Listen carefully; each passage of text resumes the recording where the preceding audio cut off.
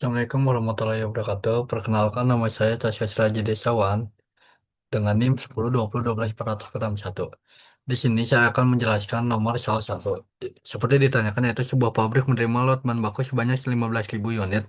Lalu perusahaan menerapkan AKL sebesar 6,5% dengan tingkat inflasi level 2 atau normal. Lah, buatlah rencana samping tugas seperti untuk kasus tersebut, terus sampling ganda, lalu juga ada buat rumus untuk menghitung. Nah, di sini kita harus melihat ISO-nya dulu. Nah, ISO-nya berarti kita mendapatkan untuk yang yang M dengan di tabel satu itu sebenarnya lot 10.000 sampai lot 35.000.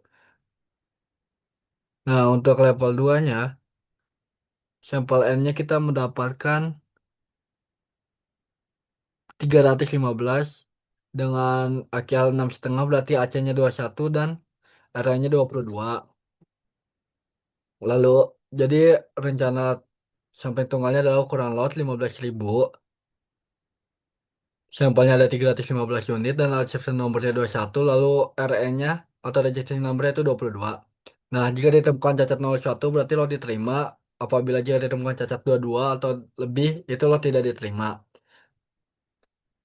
Nah, perusahaan tidak perlu memeriksa berarti seluruh 15 produk, lalu cukup mengambil sampel sebanyak 315 unit. Nah, berarti yang tinggal salah satu B-nya yaitu sampling gandanya cari kode huruf M dari kolom AQL 6,5%, ambil nilai N1, AC1, RE1, N2, AC2, dan R2. Nah, untuk rumus PA singlenya berarti PA sama dengan sigma N, X-nya berarti 0, lalu ada NX, N-nya berarti 315, C-nya 21, dan P-nya ada prestasi cacat.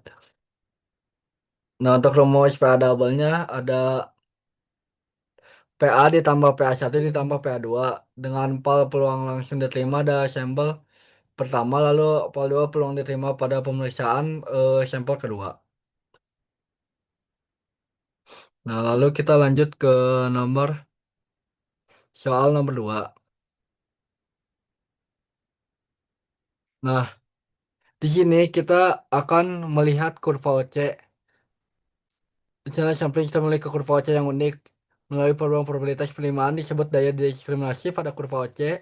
Lot yang baik yang lot berprobabilitas penerimaan disebut daya diskriminasi pada kurva OC didefinisikan sebagai produksikan, didefinisikan sebagai resiko konsumen. Lalu ada gambar berikut menjadikan kurva OC. Nah, di sini ada dua kurva OC yang berbeda. Yang kiri kita lihat tidak terlalu menukik seperti yang kanan, celentang. Nah, pertanyaannya berarti jelaskan makna A, B, dan probabilitas pada kedua rencana sampling tersebut dengan gambar posisi A. Lalu ada analisis perbandingan kurva OC pada kedua sampling grafik pada yang diberikan. Nah, seperti lihat, A itu berarti 1,PA atau AQL. Nah, semakin kecil A atau AQL, maka semakin baik bagi produsennya. Lalu kalau B itu ada terdapat resiko konsumennya. Kemungkinan lot yang sebenarnya buruk malah diterima.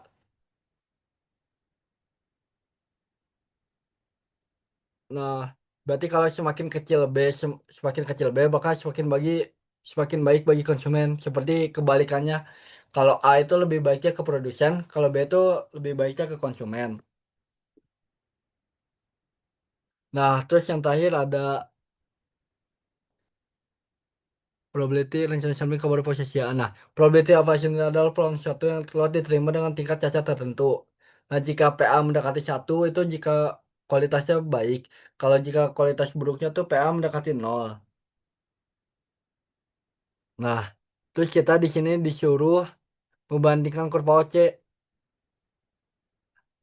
Nah, kita lihat kalau untuk plan A, N-nya tuh ada 30, C-nya tuh ada di 1, maka kurvanya lebih landai. Terus kemampuan membedakan lot baik dan buruknya kurang tajam.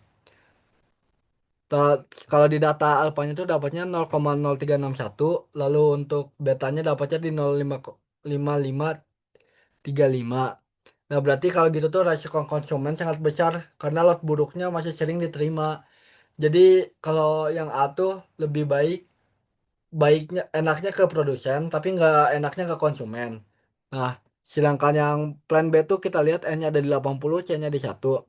Alpha-nya ada di 0,1908, lalu di betanya ada 0,08621.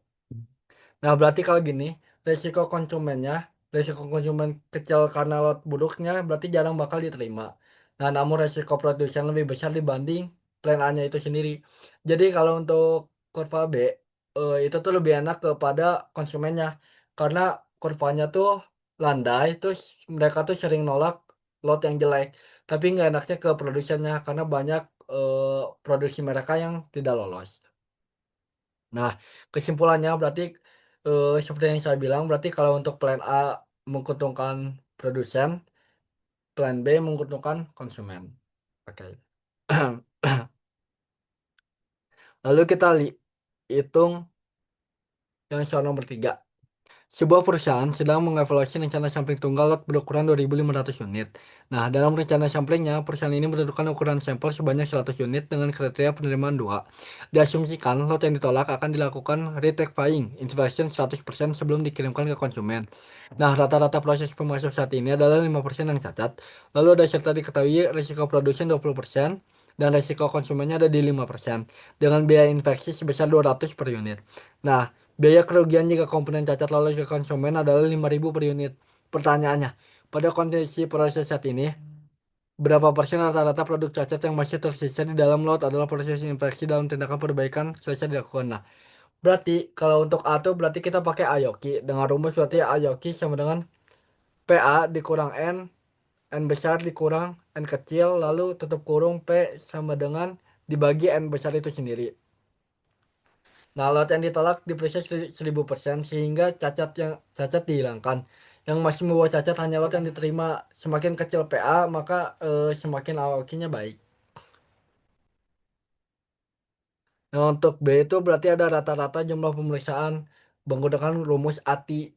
ATI berarti sama dengan N ditambah N besar dikurang N kecil lalu ada 1 dikurang PA.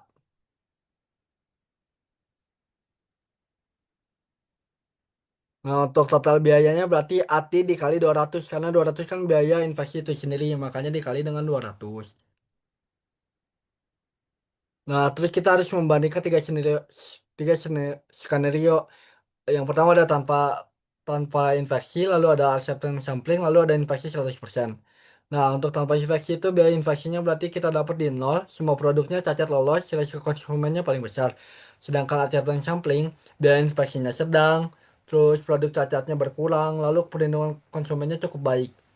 Terus biaya totalnya tuh paling seimbang. Lalu ada infeksi 100%. Itu tuh biasanya biaya infeksinya paling mahal karena hampir semua cacat tuh dihilangin. Nah, lalu perlindungan konsumennya paling tinggi karena tidak ada barang yang cocok, barang cacat yang tidak lewat sama sekali. Mungkin segitu dari saya. Terima kasih.